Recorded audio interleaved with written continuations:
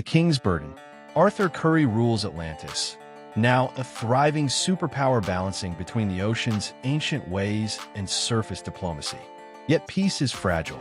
Trade disputes with Zeeble and growing pressure from surface nations wanting oceanic resources, like vibranium analog sea metals, have begun to wear on Arthur.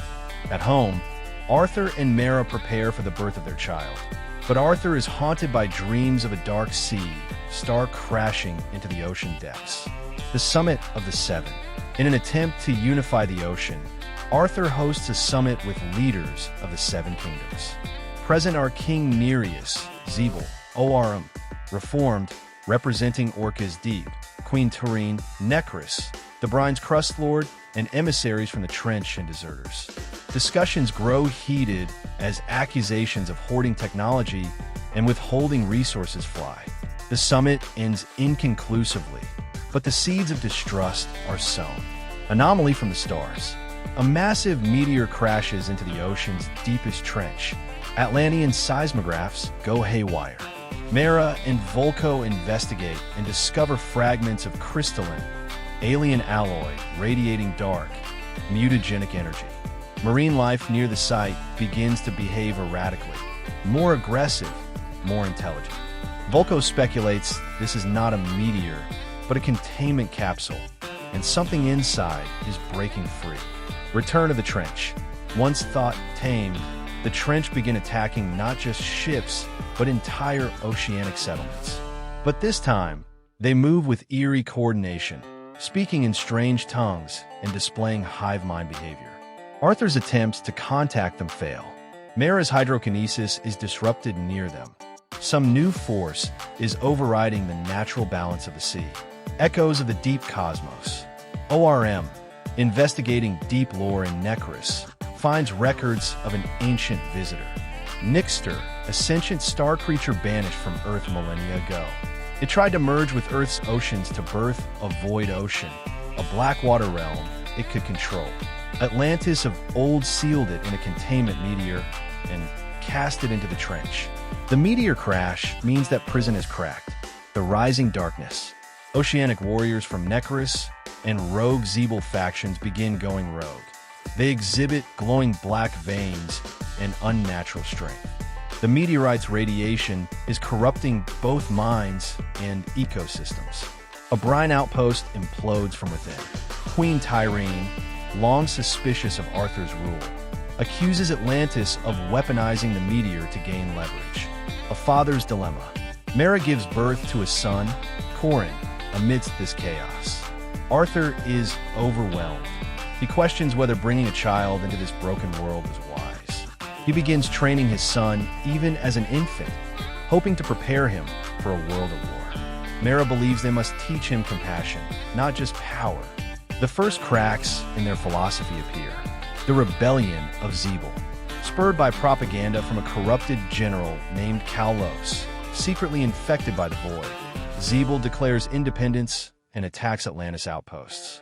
Nereus is torn between duty and peace, but eventually sides with Atlantis. A civil war begins underwater, pulling in innocent kingdoms. Into the Void Zone, Arthur, Mara, ORM, and Vulko dive into the Void Zone, the trench where the meteor landed. Time and gravity warp here. Inside, they witness a dying Leviathan muttering in Void speech. They are attacked by Void Walkers, sentient sea warriors infected by Nixster. The meteor's core pulses like a heart. They barely escape with their lives, Arthur receiving a psychic message. The water will turn against you. Nixster Awakens. Nixter's consciousness leaks out, possessing sea creatures and warriors en masse. He begins forming a body made of abyssal stone, kelp flesh, and alien crystals. His goal is clear. Merge all oceans into a dark tide, drown the land, and transform Earth into the first Void World. Unity fractured. The Seven Kingdoms splinter. The Brine close their borders. Necris pledges allegiance to Nixster in exchange for future power. The Trench fall fully under Nixter's control. Atlantis faces war on multiple fronts. The UN threatens to nuke deep ocean rifts. Arthur must decide. Protect Atlantis alone or unite the oceans again at great personal cost. Vulko's sacrifice. Vulko attempts to use ancient Atlantean tech to reverse the energy in the meteor. To stabilize the breach, he overloads the system, sacrificing himself. His last message to Arthur: Atlantis must lead not through power, but through peace. Vulko's death unites several of the neutral kingdoms out of respect. The Queen's command. Mara rallies the Atlantean forces and negotiates peace with Zeeble factions loyal to Nereus. She deploys a psychic signal to block Nixster's corruption. She forms a new battle alliance with Brine and deserters, proving herself a military commander as well as queen. ORM's legacy. ORM, once a villain, now leads guerrilla missions against Necrus and the Void Army. He gains the trust of Brine warlords and even trench defectors. In a redemptive moment, he saves an Atlantean child from void infection, proving that the Ocean Master has become a true warrior for peace. The Armor of the Deep. Arthur embarks on a trial beneath the world core and receives the Armor of Aegir, made of abyss-forged steel and infused with Kraken spirit. It allows him to phase between water and shadow, speak directly to ancient ocean spirits, and resist Nixster's hive mind. The Battle of the Abyss. A massive sea battle erupts in the Mariana Rift. Atlantis and its allies face void-born armies, Necrus dreadnoughts, and trench swarms. ORM leads the frontal assault. Mara disrupts void communication with her hydrokinesis. Arthur cuts through enemy lines with the reforged Trident of Unity. The Void's sovereign descends. Nixster finishes forming his god body, a 200-foot titan of black coral and cosmic fire. He rises from the trench, dragging continents with him. Tectonic rifts begin to form. Earthquakes strike coastal cities. The sky darkens. The final phase of planetary infection has begun. Corin's vision. Corin, a toddler, touches a void fragment, and instead of corruption, emits a pulse of pure life water.